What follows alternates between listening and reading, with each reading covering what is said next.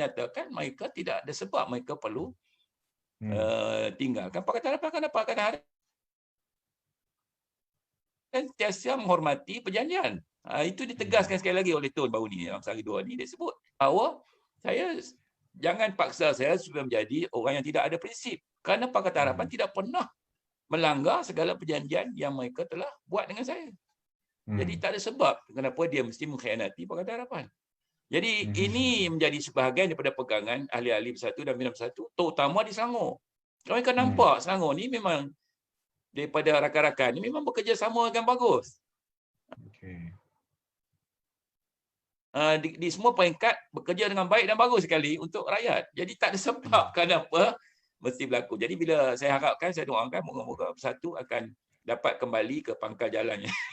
kembali ke pangkal jalan dan bersatu. Nama pun Bersatu untuk bersama-sama kembali. Kita bina balik Malaysia baru, yang baru 2 tahun, 22 bulan. Untuk kita sambung balik dan kita laksana. Alhamdulillah, Abang, saya nak beritahu Abang. Walaupun macam-macam ni naratif yang digunakan. DAP lah, Islam terancam. Tapi tengok selepas berapa berlakunya insiden Sheraton ni, kita boleh tengok daripada individu-individu yang bebas. Contohnya Ketua Pengarah Kementerian Kesihatan, KSU yang selalu cakap dengan bentang dengan COVID tu, apa nama dia? KSU dia. Itu Ketua Pengarah. Dia beritahu nampak. Dia kata salah satu punca sebab kejayaan kita dalam membendung COVID ni ialah kerana persiapan rapi oleh kerajaan sebelum ni.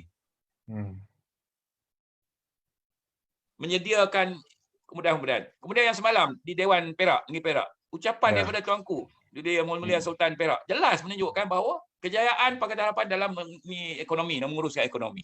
Begitu juga kejayaan yang kita buat sekarang, tabung haji dah mula ni, dan reserve kita meningkat. Pujian diberi pada lingkungan kerana berjaya meningkatkan reserve negara. Dipuji oleh Bank Negara sendiri. Jadi kita dalam masa 22 bulan kita berjaya membetulkan hutang yang banyak yang bertimbun dengan defisit yang besar, dengan segala masalah penyelewengan dalam tabung haji, dalam Felda, Felcra telah mula diperbetulkan dan mula menampakkan hasil. Jadi di mana masalah dia? Isu Islam terancam, kat mana Islam terancam? Masjid, surau semayang semua agung masih ada. Semua ada. Tak ada isu. Azan masih boleh, semayang boleh semua. Jadi agenda mereka ni ialah nak menimbul keresahan, agenda nak kononnya Islam terancam, Melayu terancam, dia nak ambil alih. Bila dia ambil alih, tak ada pula isu dia. Tak ada nampak kat mana terancamnya. Kalau betul lah ada terancam dan DAP buat ni, dedahkanlah sekarang. Saya nak tengok apa dia yang terancam. Dedahkan. Kat mana Islam terancam dan Melayu terancam, mana yang Pakatan Harapan buat yang menyebabkan Melayu terancam, Islam terancam. Tolong dedahkan sekarang, saya nak tengok. Sekarang tak ada bunyi lah. Mana pergi nak buy Muslim first lah, apalah, mana dia? Cerita ni semua ni, agenda dia, cerita semua ni tujuan apa? Nak mesahkan niat mereka itu, iaitu nak mengambil alih cara tidak betul kerajaan yang ada sekarang. Maknanya YB nak sampaikan pada semua penonton-penonton hari ini apa yang dimainkan oleh media berkenaan dengan kerajaan negeri Selangor. Oleh kerana adanya Azmin Ali, Zuraidah dan semua kaprit ini berada di Selangor, mengatakan bahawa politik Selangor tidak stabil, itu sebenarnya adalah satu permainan bodoh je, YB. Ya, gitu. Memang ini yang Mazwan ni. Saya yang tak percaya tu Mazwan. Yang cerita yang amanah ni. Mazwan ni bila dia seorang yang sangat tegas berprinsip. Dia kata dia pun tak tahu, tiba-tiba nama dia keluar. Paksalah dia buat video punya. Dan saya yakin adun-adun amanah ni kita mempunyai prinsip yang jelas. Memang tidak akan tergoda dengan tawaran perdagangan manusia ni. Bagi saya perdagangan manusia ni. Manusia boleh dibeli dengan RM2 pangkat, janji dan sebagainya. Bukan prinsip. Tu saya tanya tadi, kalau Selangor ada masalah dari segi penyelewengan ke tidak ni melaksanakan tugas lainlah nak ambil alih. Tapi Selangor berjalan dengan baik. Program-program tu rakyat, kepedulian rakyat, ekonomi, semua diurus dengan baik, tak ada penyelewengan. Kenapa nak ambil alih?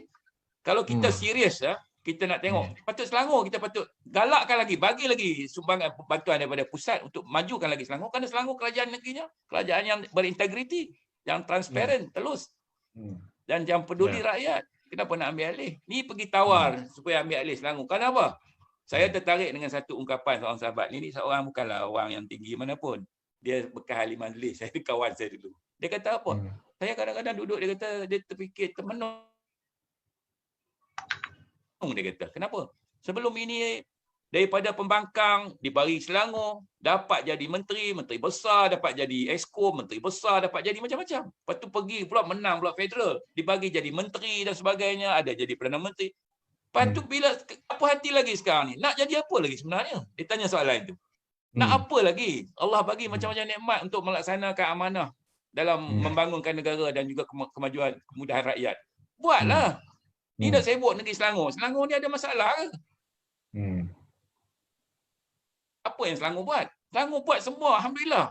Adalah kalau kita ni manusia adalah kelemahan sana, itu biasa, tapi kita tidak songlap duit rakyat, tidak rasuah, dan duit yang kita atur, kita urus dengan baik untuk kemudahan rakyat. Alhamdulillah. Apa pasal nak ganggu Selangor? Sanggup nak beli aduan dia apa dah? Nak ambil alih Selangor. Kenapa? Kerana nafsu. Nak memenuhi nafsu diri dia. Nak memerintah. Dan saya punya pandangan apa? Ya, sebelum tu. Biasa. Saya punya bacaan ya. Kenapa Azmi Ali berminat sangat dengan Selangor? Saya beritahu, saya punya pandangan lah ni, mungkin salah, tapi pandangan saya. Ya.